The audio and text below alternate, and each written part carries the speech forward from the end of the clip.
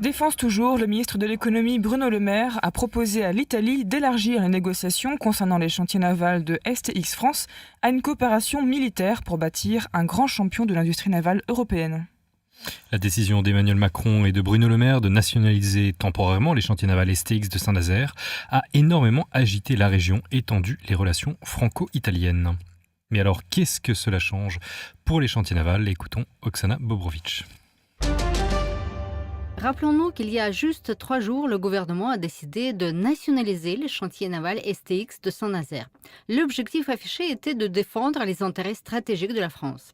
Le gouvernement possédait jusqu'à présent 33,33% des actions et cette détention était assortie d'un droit de préemption courant jusqu'au samedi 29 juillet. C'est ce droit que le gouvernement a décidé de faire jouer à la suite de l'échec des négociations avec l'entreprise italienne Fincantieri qui devait reprendre une partie du capital. Aujourd'hui, une nouvelle rebondissement de l'affaire. Le ministre de l'économie Bruno Le Maire propose à l'Italie d'élargir les négociations concernant les chantiers navals de STX France à une coopération militaire pour bâtir, je cite, un grand champion de l'industrie navale européenne. Gauthier Boucher, député Front National de Saint-Nazaire, commente cette annonce. Cette annonce faite par Bruno Le Maire, qu'est-ce qu'il va changer pour les chantiers navals? On a l'impression qu'on se dirige vers le projet d'une Europe de la défense, que M. Le Maire essaye de faire émerger un projet donc militaire franco-italien. Et surtout, on a l'impression que le gouvernement n'a pas du tout envie de mentionner qu'il s'agit d'une nationalisation, même temporaire, des chantiers navals. On a le sentiment que, aussi bien M. Castaner, porte-parole du gouvernement, que M. Le Maire, essayent de masquer un petit peu qu'il s'agit d'une nationalisation, comme si le mot leur faisait peur. Faire émerger comme ça un projet franco-italien de la défense ne va pas forcément dans l'intérêt national. Et c'est un peu se placer à la remorque de l'Italie concernant un sujet, la défense, qui est quand même un sujet au sein duquel les États sont censés être souverains. Tout type de coopération militaire n'est pas forcément bonne à prendre et je suis assez circonspect sur cette annonce. J'observe d'ailleurs que au sein du Front National, notre député européen Gilles Le Breton est lui-même assez circonspect. Il trouve cette annonce de Bruno Le Maire assez inconvenue finalement. Est-ce qu'en gros c'est une tentative de trouver une solution aux différends qui existaient toujours autour des chantiers navals? Oui, c'est une tentative, mais c'est une tentative, me semble-t-il, maladroite. Le gouvernement français a simplement exigé qu'il soit majoritaire dans le capital des chantiers navals de Saint-Nazaire. Les Italiens, ne l'ayant pas entendu comme ça, il a fait valoir son droit de préemption en concrétisant cette nationalisation qui, encore une fois, est temporaire.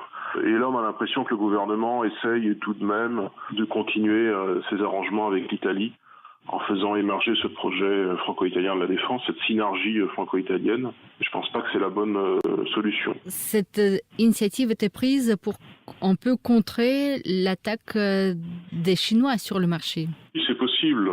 De toute manière, il me semble que nous n'avons pas le recul pour voir le jeu exact, entre guillemets, des différents acteurs. À la France, on peut le supposer, mais que ce soit l'Italie et la Chine, et que le gouvernement navigue un petit peu à vue.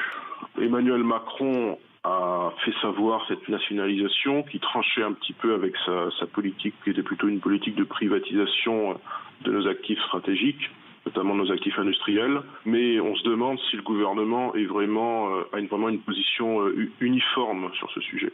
Les couacs que vous citez, ça peut laisser entrevoir que le gouvernement essaie de s'en sortir, comme ça, toujours en mentionnant le fait qu'il ne s'agit pas d'une nationalisation, mais qu'il pourrait demain y avoir un projet de synergie franco-italienne. Pourtant, les syndicats se sont félicités à l'annonce de la nationalisation. Ils ont dit, à partir du moment qu'on garde les postes, ça ne nous dérange pas. Oui, ils ont plutôt porté un regard positif sur cette nationalisation. Il faut dire, pour être honnête, que Force ouvrière avait demandé une nationalisation des chantiers navals dès 2006. La CGT, je crois, est plutôt favorable à cette nationalisation, même si elle critique la gestion des chantiers navals sur différents dossiers, notamment le détachement des travailleurs, tout en ayant une vision assez ambiguë des choses finalement, puisque elle conteste le détachement des travailleurs sans contester ce qui la motive, c'est-à-dire notre appartenance au traité européen. Quant à la CFDT, il me semble qu'elle est beaucoup plus rétive vis-à-vis de cette nationalisation, ce qui correspondrait à des positions plutôt pro-patronales.